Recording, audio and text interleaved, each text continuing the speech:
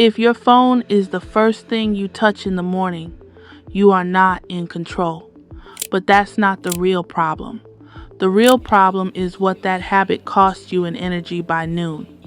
That single action starts a chain reaction. Notifications light up your brain before your body is even regulated. Your attention gets pulled outward before it ever stabilizes inward.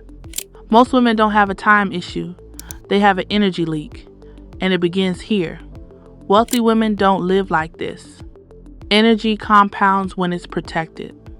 For the first 60 minutes, there is no scrolling, no email, no reacting, no external input shaping your internal state. When you spike dopamine the moment you wake up, you flatten your mental clarity by midday. Your focus becomes reactive instead of directed.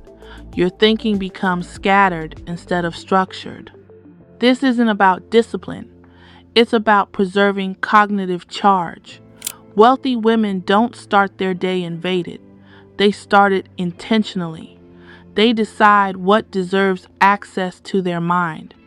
That first hour is controlled, protected, and intentional. By 2 p.m., most women compensate with caffeine, with stimulation, with noise. They try to override the drop instead of understanding it, but that's borrowed energy. It doesn't restore you, it delays the crash. The system stays dysregulated, the mind stays overloaded, and the body keeps absorbing the cost. The elite alternative is 10 minutes of stillness. No input, no multitasking, no stimulation, just stillness. This resets your nervous system without adding more load. It recalibrates your focus and stabilizes your energy. If you can't sit in silence for 10 minutes, your energy is already fragmented. And fragmented energy cannot build structured wealth. It leads to inconsistency, impulsive decisions, and unstable output. Energy is not built in effort. It's built in recovery. And recovery requires boundaries.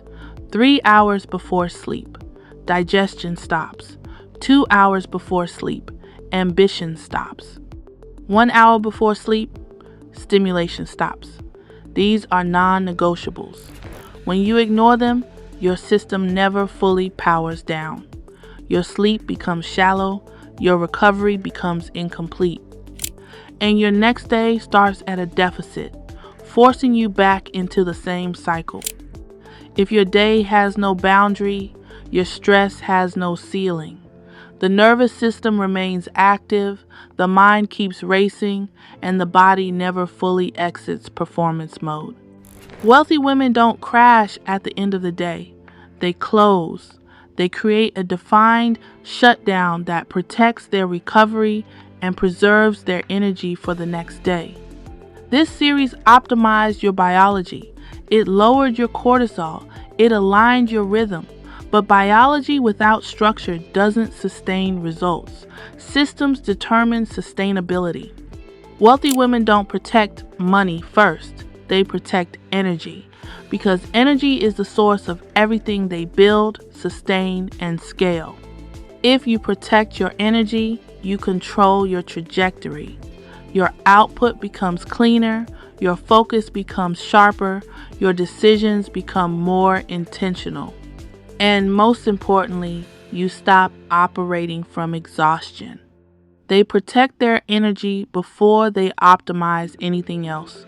And this is where most women get manipulated, because once you're tired, your standards drop, your clarity fades.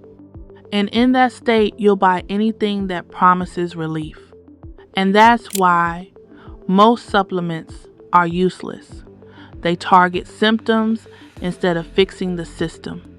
They offer temporary solutions to structural problems instead of building sustainable energy. Final episode. Most supplements are useless.